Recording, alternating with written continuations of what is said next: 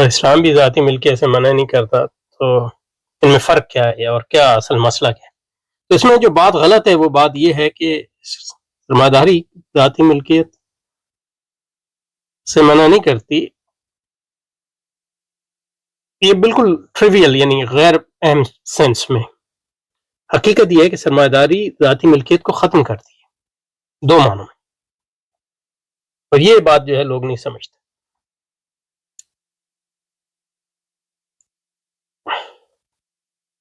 دو معنوں میں، اور دونوں اہم ہیں. ایک یہ ہے کہ سرمایہ داری میں ہر چیز کا مقصد یہ ہے بڑھوتری برائے بڑھوتری، ہر چیز کا، چاہے انسان ہو چاہے اس کے وسائل ہوں وغیرہ. اسی کو وہ کیپٹل کہتے ہیں. یہ سرمایہ کی تعریف ہی ہے. اس کو مارکس کہتا ہے ایکیومولیشن اور دوسرے لوگ بھی for the sake of accumulation. اس کو جمع برائے جمع بھی کہہ سکتے ہیں. اور صورت ہمازہ میں جو تعبیر آئی ہے الذی جمع مالا، الذی جمع مال کیا ہے؟ ویل لکل ہمزۃ لمزۃ الذی جمع مال وعددہ، جو جمع کرتا ہے مال کو اور اس کو گنتا رہتا ہے. تو گنتا کیوں ہے کہ کتنا پچھلے سے کتنا بڑھ گیا ہے. یہ بالکل وہی ہے جمع برائے جمع مال وعددہ. اور اس میں قرآن کا اعجاز بھی ہے کہ عدد جو ہے یہ کوانٹیفیکیشن ہے. اور سرمایہ یا کیپٹل جس کو کہتے ہیں وہ بھی پیور کوانٹیفیکیشن ہے. یعنی جمع برائے جمع اس سے فرق نہیں پڑتا کہ کوئی کیا چیز، بلکہ ایکس اور ایکس جمع ایکس جمع ایکس ایکس اور ایکسپینشلی اوبویسلی. ایک تو معنی، تو اگر ایک چیز جو ہے وہ سرمایہ کا وہی مقصد جو ہے جمع برائے جمع ہے، تو اس کا مطلب ہے وہ ذاتی ملکیت میں نہیں ہے. جو بھی جس کی بھی اس کو فارملی ملکیت ہے، اگر وہ اس کو جمع برائے جمع کے لیے استعمال نہیں کرتا تو وہ سرمایہ دارانہ ملکیت کا کم از کم اس سطح پہ تو قائل نہیں ہے، یا اس چیز کے بارے میں تو قائل نہیں. یہ ایک بات. اور سرمایہ داری کی کوشش یہ ہوتی ہے کہ زیادہ سے زیادہ چیزیں جو ہیں اس مقصد کے لیے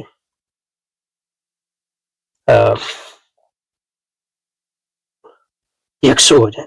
اور ظاہر ہے شروع تو وہ کرتی ہے مارکیٹ سے، لیکن آہستہ آہستہ جو ہے وہ اب جیسے وہ غالب آ گئے تو معاشرے کے ہر فرد کو، اس کے وسائل کو، انسانی جسم کو، انسانی ذہن کو سرمایہ میں تبدیل کر دیتی. تو ان معنوں میں سرمایہ داری جو ہے ذاتی ملکیت کو ختم کرتی ہے. دوسرا جو مور اسپیسیفکلی یعنی یہ کنکریٹلی جو سرمایہ داری ملکیت کو، ذاتی ملکیت کو ختم کرتی ہے، وہ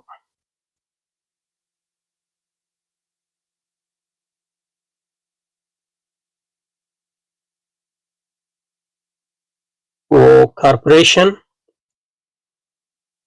کا تصور ہے، یعنی لمیٹڈ کمپنی کا. اور اس کے ساتھ شخص قانونی کا تصور. کمپنی خود جو ہے شخص قانونی بن جاتی ہے، اور اس کے نتیجے میں ملکیت اور مینجمنٹ میں جو ہے، انتظامیہ میں جو ہے تفریق پیدا کی جاتی ہے، اور ملکیت جو ہے صرف فارمل ہو جاتی ہے، یعنی سوری. ایک کمپنی کے شیئر جو ہیں لاکھوں کروڑوں لوگ، لیکن ان کی ملکیت جو سوری ان معنوں میں ہے کہ ان کا کنٹرول کمپنی پہ نہیں ہے، کنٹرول جو ہے انتظامیہ کا. اور انتظامیہ اس بات پہ چنی جاتی ہے کہ وہ جمع برائے جمع کے عمل کو کس قدر تیز کر سکتی ہے، اور اگر اس کے لیے کامیاب ہوتی ہے تو وہ رہتی ہے، ورنہ جو ہے اس کو نکال دیا جاتا ہے اور نئے لوگوں کو لے آیا جاتا ہے. اور اس کے نتیجے میں صرف یہی نہیں ہوتا کہ کارپوریشنیں، اور پھر یہ کارپوریشنیں جو ہیں اس میں جو کارپوریشن جو ہے وہ خود شخص قانونی شخصیت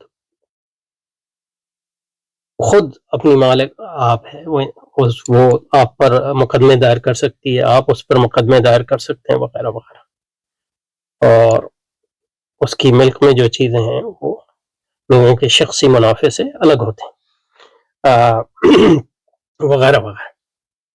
اور سرمایہ داری جو میچور ہو جاتی ہے، یعنی بالغ ہو جاتی ہے، یعنی غالب آ جاتی ہے، یوں ویسے ویسے جو کارپوریشنیں ہیں وہ غالب قوت بن جاتی ہیں، اور زیادہ تر جو سرمایہ ہوتا ہے یا تو انہیں کی ڈائریکٹ ملکیت میں ہوتا ہے یا ان کی ملکیت کے سرکٹ کے اندر سے گزرتا ہے، اور جو جس کو ذاتی ملکیت کہتے ہیں اس کا عنصر جو ہے کم سے کم ہوتا چلا جاتا ہے۔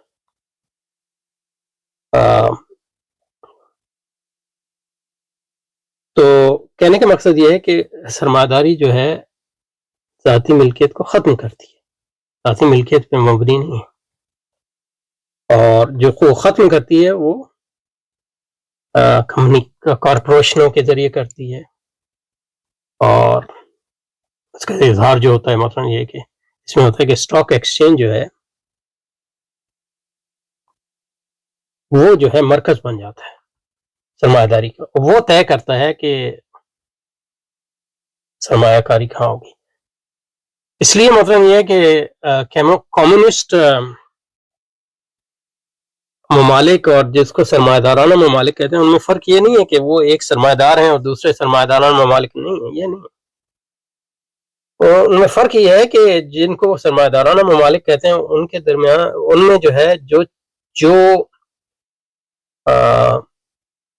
ادارہ یہ فیصلہ کرتا ہے کہ سرمایہ کاری کس طرح ہوگی وہ اسٹاک ایکسچینج ہوتی ہے، جبکہ جو کمیونسٹ ممالک ہوتے ہیں وہاں یہ کام جو ہے ریاست کرتی ہے پلاننگ کے ذریعے۔ یہ حالات میں فرق ہے، اور اس کو مطلب یہ ہے کہ لینن بھی جانتا تھا، اس نے اپنی کتاب جو ہے وہ imperialism and the highest form of capitalism میں لکھا ہے کہ سرمایہ داری میں بھی ذاتی ملکیت ختم ہوتی ہے، اور سرمایہ داری میں جو ذاتی ملکیت ختم ہوتی ہے وہ اسٹاک ایکسچینج کے ذریعے ہوتی ہے اور کارپوریشن کے ذریعے ہوتی ہے، جبکہ کمیونسٹ ملکوں میں وہ ریاست کے ذریعے ہوتی ہے۔ ظاہر ہے اس کا یہ مطلب تو نہیں ہوتا کہ انفرادی ذاتی ملکیت بالکل ہی ختم ہو جاتی ہے، نہ سرمایہ داران ممالک میں بالکل ختم ہوتی ہے، نہ کمیونسٹ ملکوں میں اس طرح ختم ہوتی ہے۔ اس کا مطلب یہ ہوتا ہے کہ جو ملک کے وسائل اور سرمایہ کا غالب حصہ ہوتا ہے وہ ذاتی ملکیت کے دائرے سے باہر آ جاتا ہے اور وہ سرمایہ کی ملکیت ہو جاتا ہے۔